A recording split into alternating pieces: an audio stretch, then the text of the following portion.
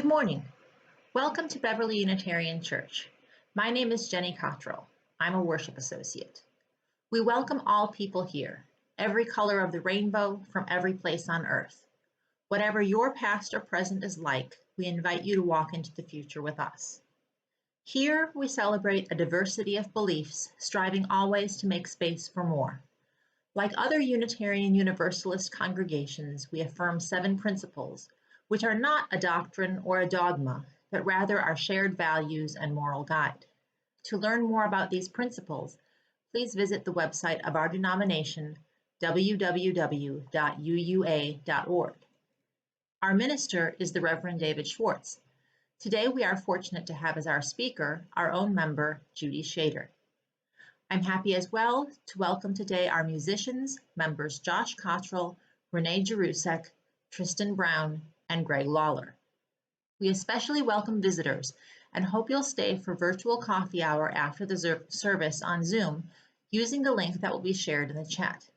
To learn more about our congregation, visit our website, www.beverlyunitarian.org. To be added to our church's email list, please send an email to beverlyunitarian@gmail.com. We look forward to the day when we will be able to meet you in person. While we don't normally make church announcements at this time during our online worship services, I will diverge from this practice to announce that our annual church concert will take place this Saturday online, May 9th at 7 p.m. Please see your email for additional details. Let us now join together in spirit and prepare our hearts and minds for worship.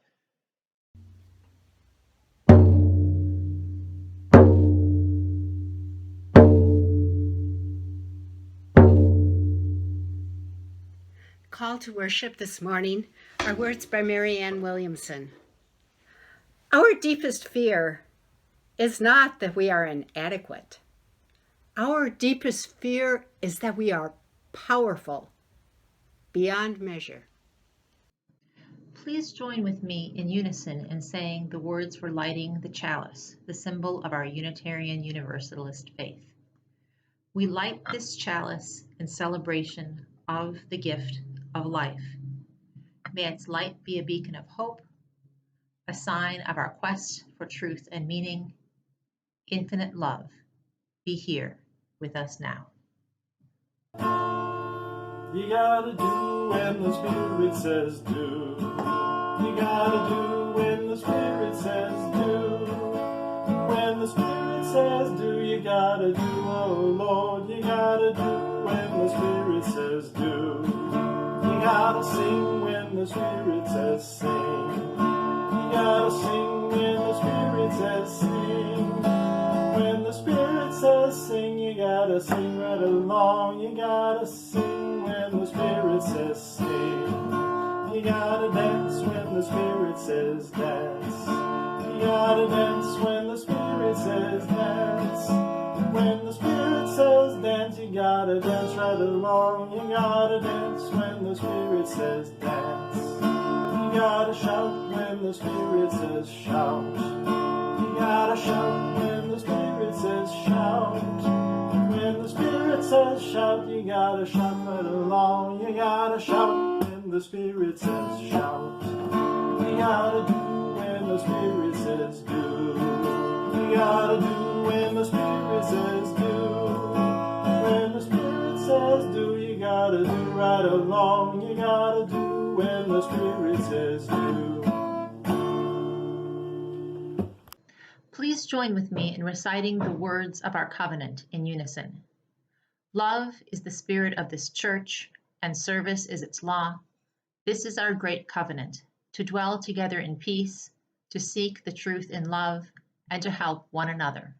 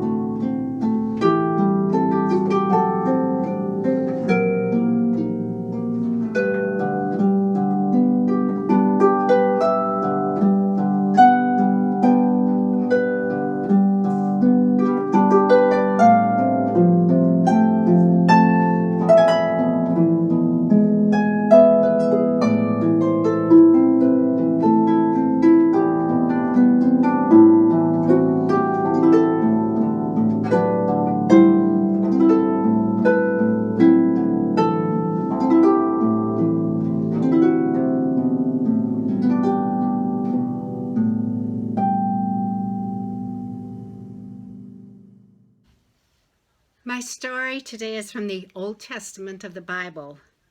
These are old stories of the Jewish people. This story takes place a long, long time ago, long before Jesus. Large numbers of Hebrews lived in Egypt.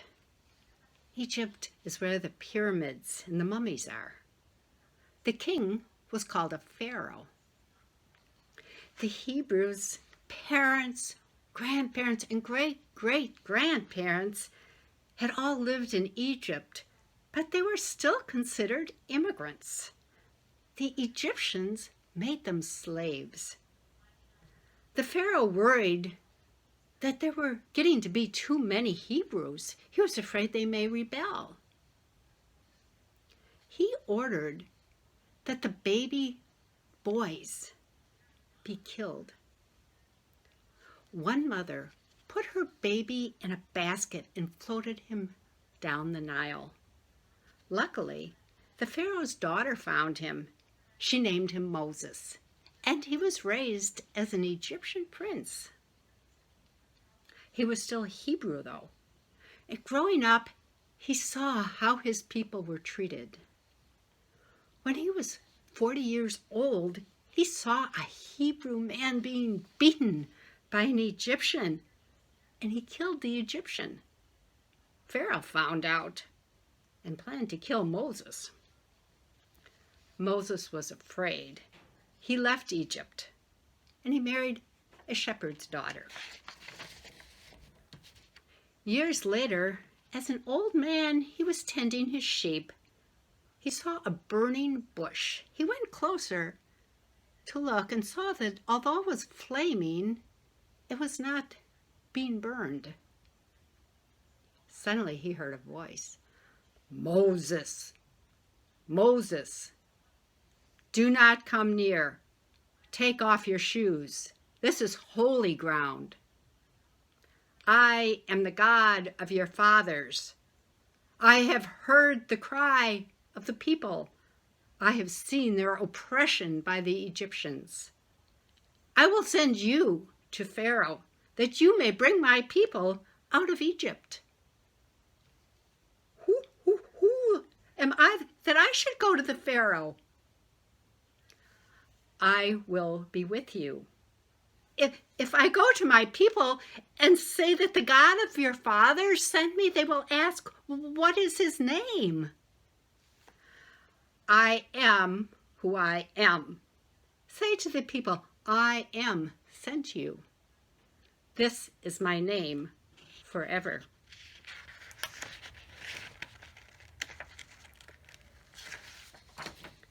Go gather the elders and tell them, "I have seen you and what has been done to you, and I will bring you out of your suffering."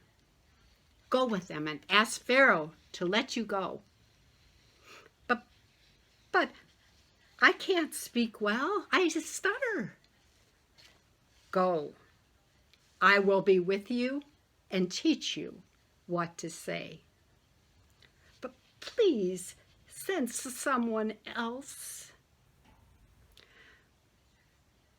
Take your brother Aaron with you to help. Finally, they went to the elders and then to Pharaoh.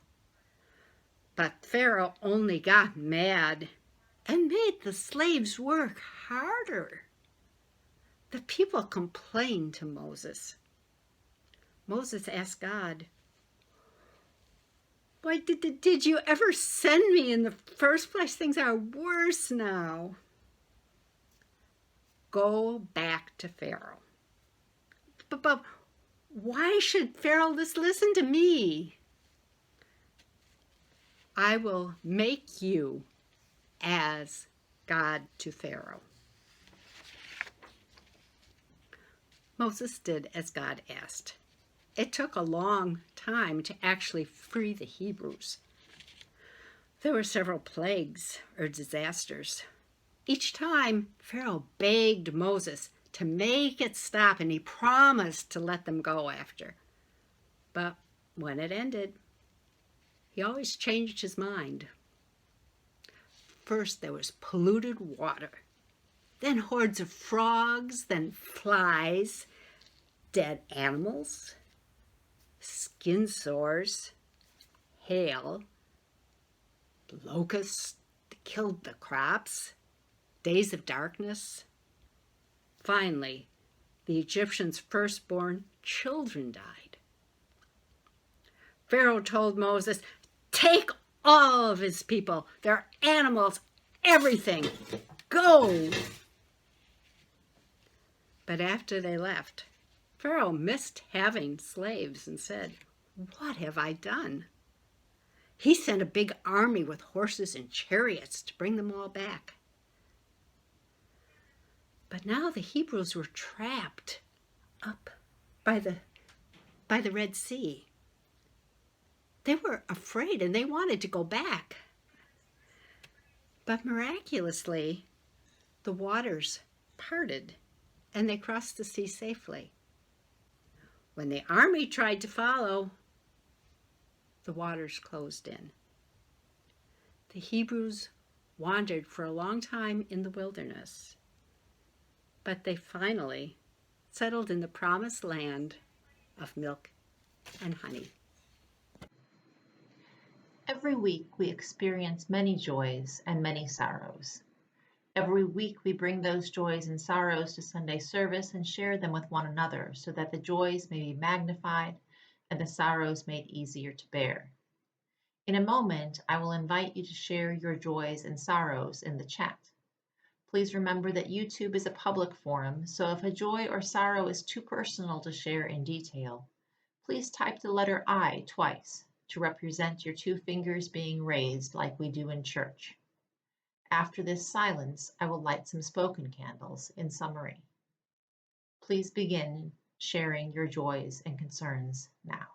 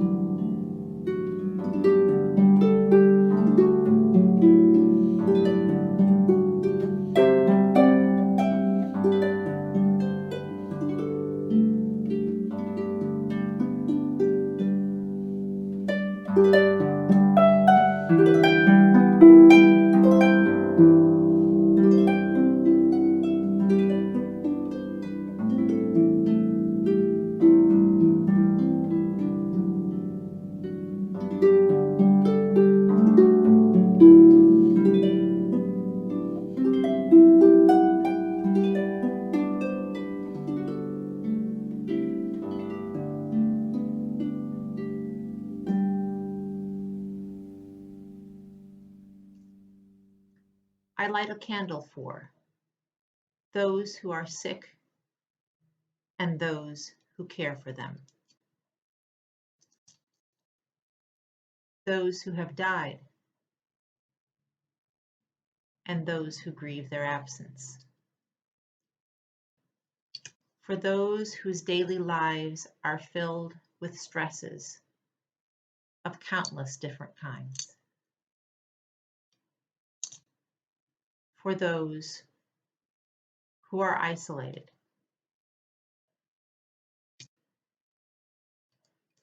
for those who reach out to help or comfort others,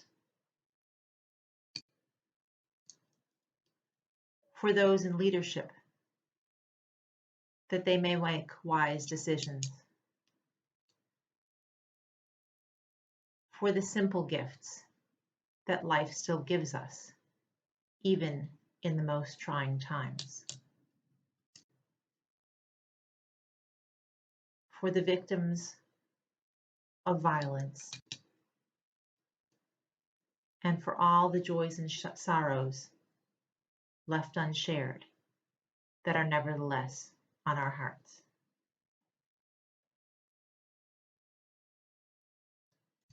We hold all these joys and sorrows in our hearts with love and compassion and hope, knowing that we are connected with one another in the interconnected web of existence which holds us all.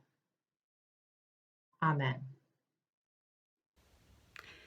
Even though we are no longer meeting in person, the work of the church continues. To keep supporting the work of the church with your pledge, if you have online bill pay set up through your bank, you can simply add Beverly Unitarian Church, or you can mail a check to the church office. Please join me in saying our offertory words. We are this church.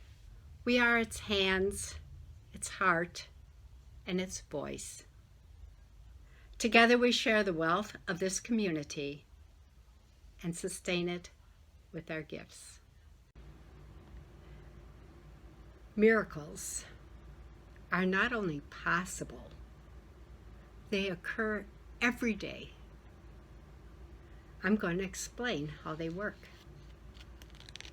A couple of years ago, I set a clear intention to become an inspirational speaker. I had long thought about speaking, but had taken very few real steps to do so. This time it felt like a commitment. The next day, I saw a notice by our minister, David, that he'd be teaching an 8-week course on preaching. Wow! Just what I needed. What a coincidence. A course that I was taking taught that once we set an intention, that the universe would provide resources. I guess that was true. I was soon given the opportunity and responsibility of participating in a shared sermon here at Beverly. It was titled, Hang On, Einstein.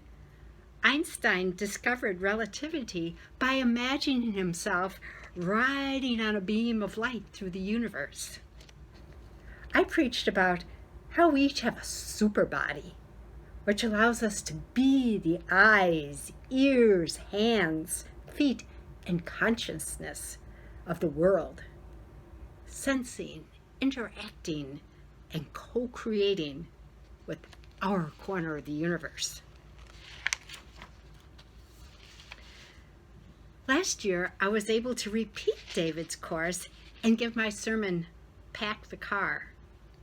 I spoke about how thoughts, beliefs, and attitudes with which we pack our mind determine our feelings and interpretation of the events in our lives. I told how my sister remembered a certain childhood vacation in a dumpy, mouse-infested cottage with disgust. Well, I treasured the memory.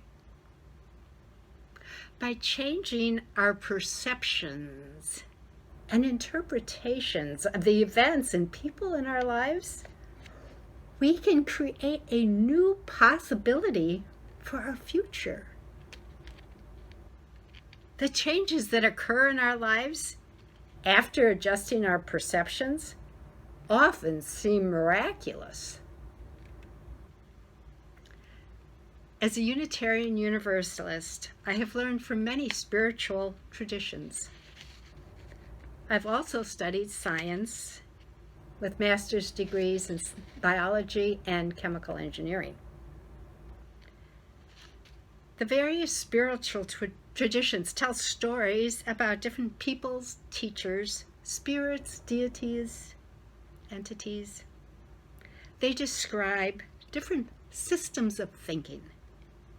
But like the spokes on a wheel, they all center on the hub, one experiential reality.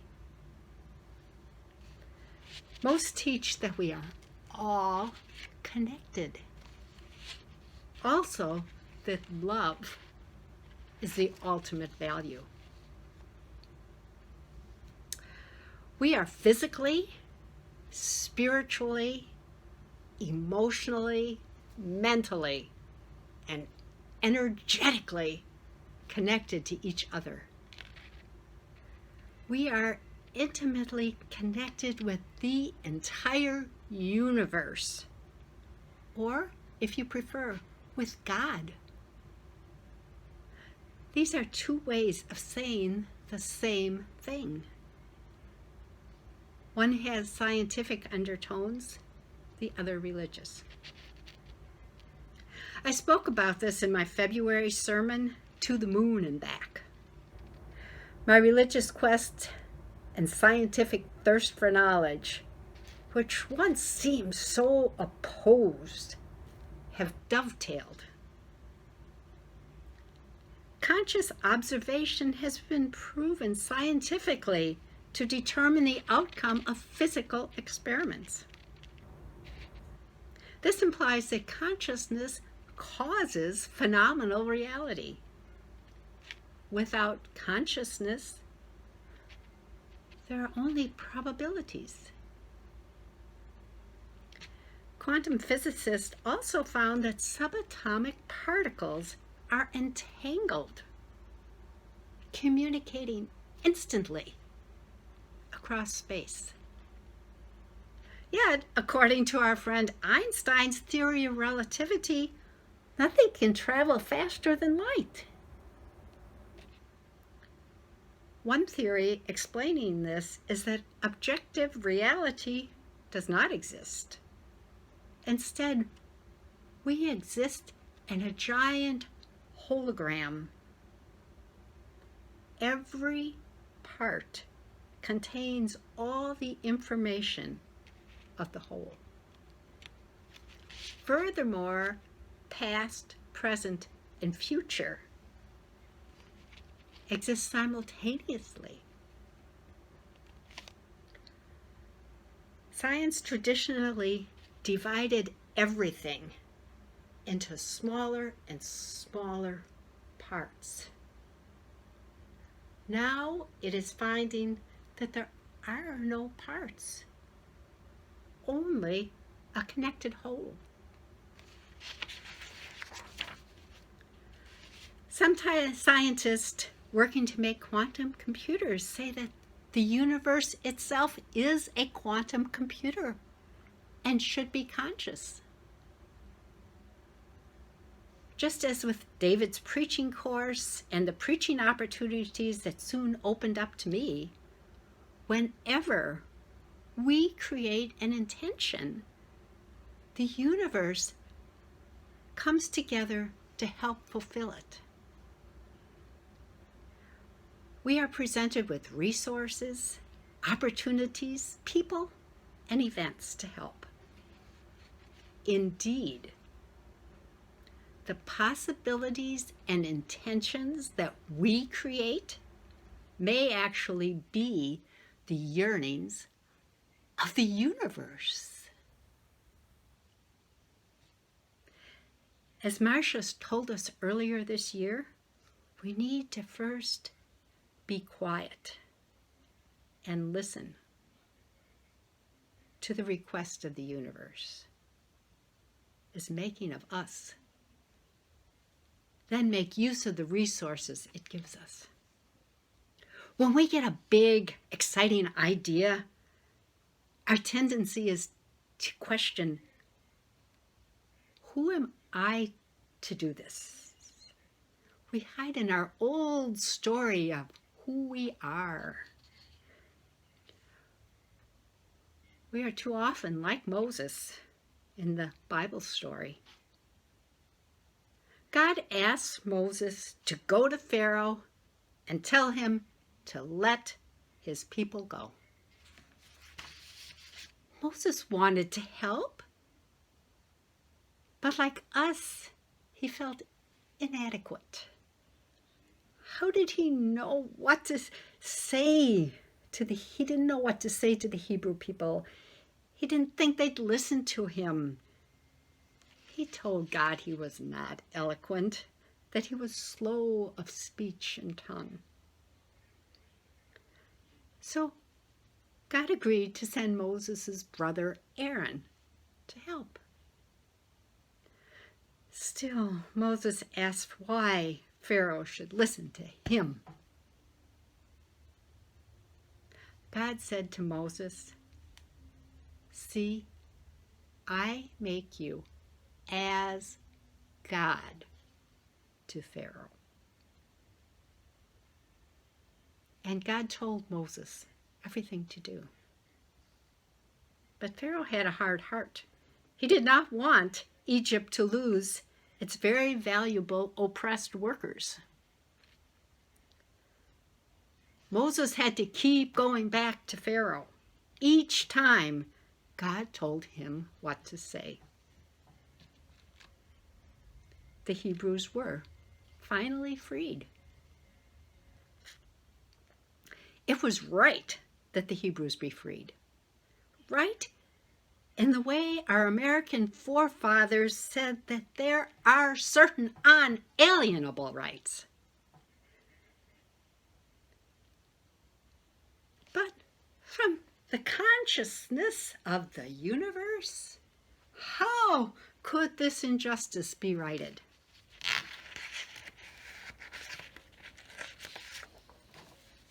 Could God or universal love just pick up 1 million people in a tornado and put them down in the promised land? Contrary to what some Christians believe and preach, experience shows us that God is not all-powerful. There are laws of nature and personal free will. This idea of a limited, benevolent God, called process theology, was developed by Alfred Whitehead in the mid-20th century. Yet, miracles do happen. We experience them every day. Good things which we cannot foresee manifest. Think of something for which you are grateful.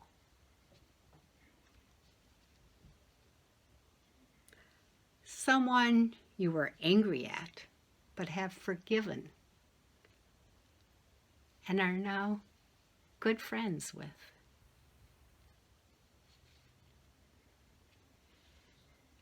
A situation that turned out better than you ever believed possible.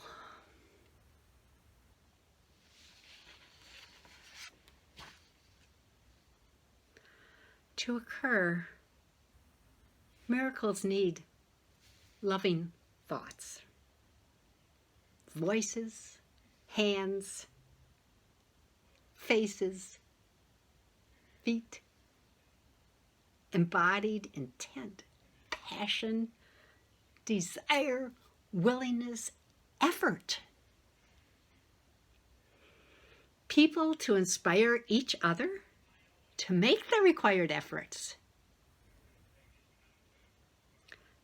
Finally, miracles need deep subconscious belief, not just affirmations. We must truly desire them. Our subconscious always works to get what it thinks we desire. According to brain scientists, 95% of what we do is unconscious. We subconsciously control bodily functions and perform habitual activities. We subconsciously communicate through nonverbal language. We subconsciously communicate with others through energy fields, such as chakras and auras.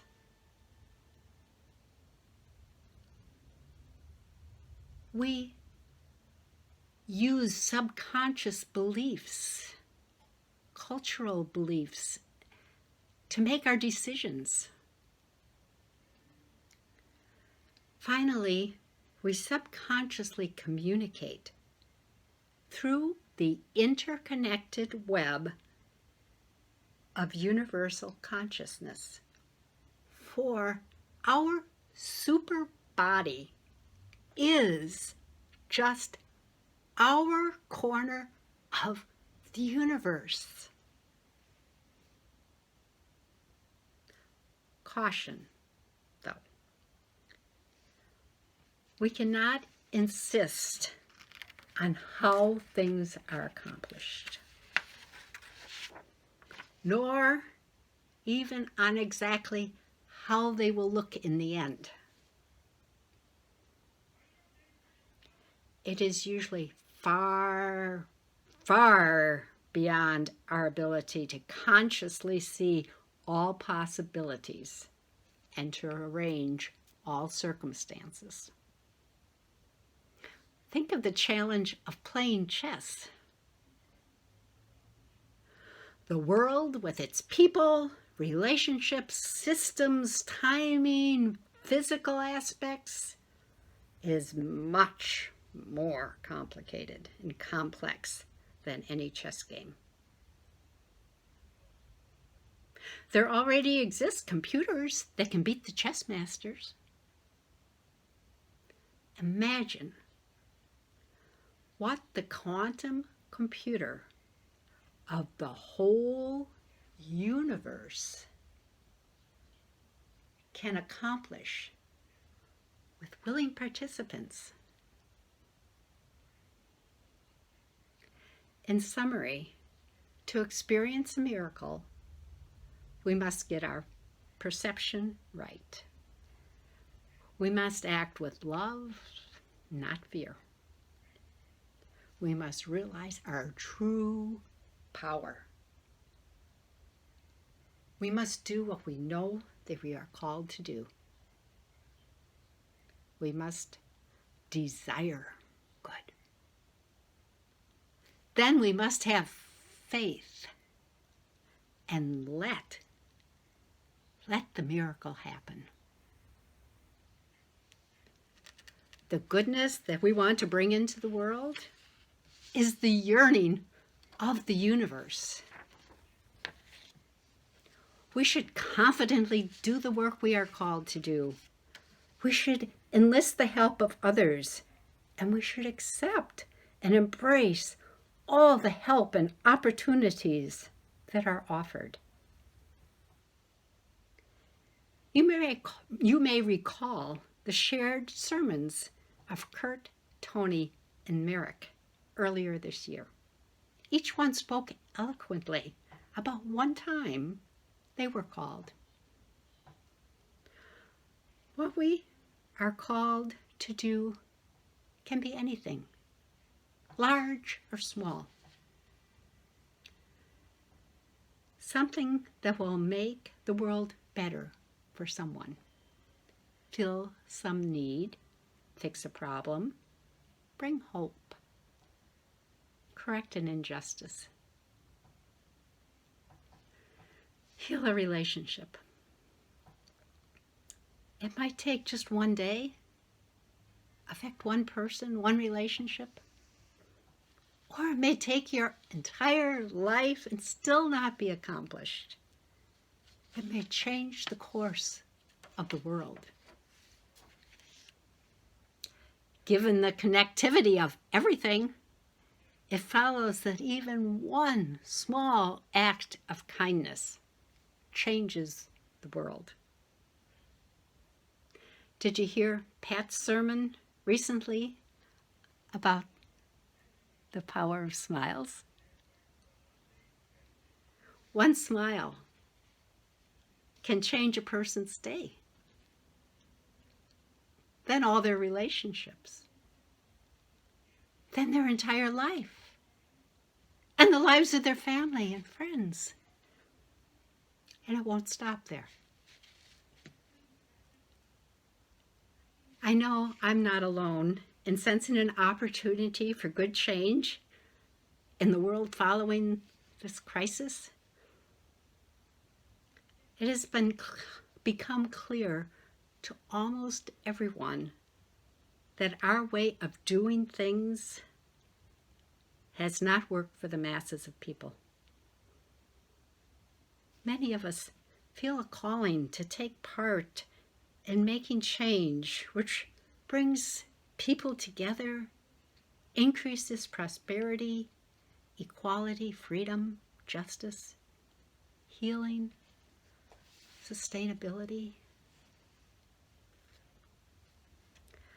Others who have prospered under the old system will fight to maintain the status quo.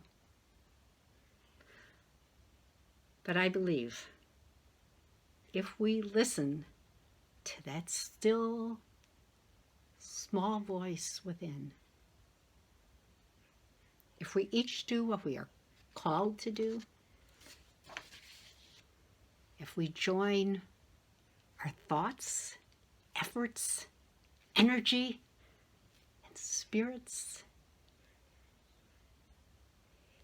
if we take the perspective of love rather than fear or hate, if we listen with an open heart to those who have been most oppressed, if we include everyone who wants a better world, that the world will reorganize in a better way. When Israel was in Egypt's land, let my people go. Oppressed so hard they could not stand, let my people go. Go down, Moses, way down in Egypt's land, tell old Pharaoh, let my people go.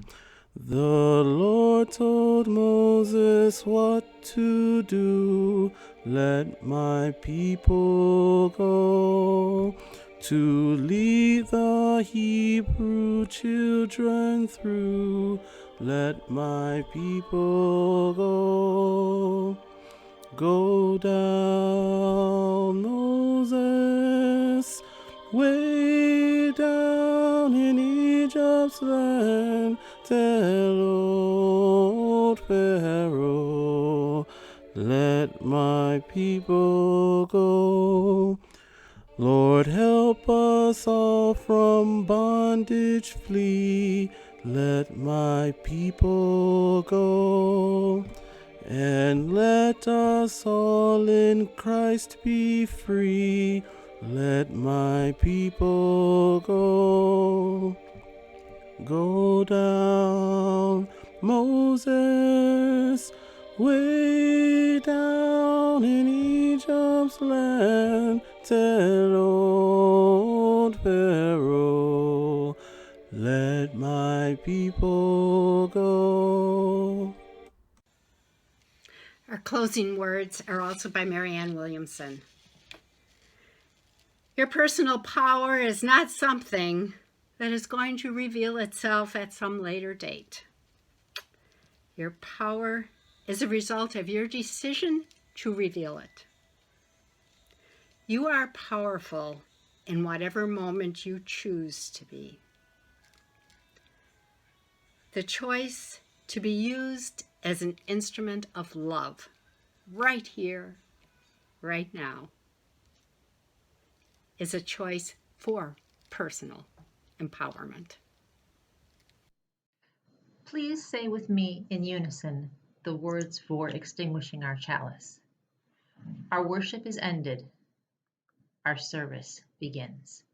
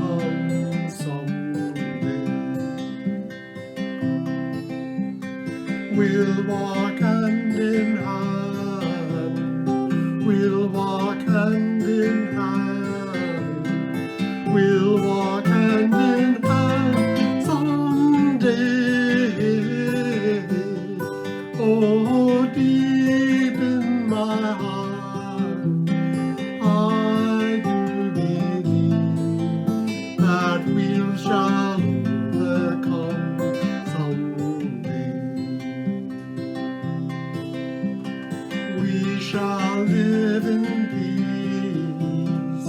We shall live in peace. We shall live in peace someday. Oh, deep in my heart, I do believe that we shall live in peace someday. We are not afraid. We are not afraid. We are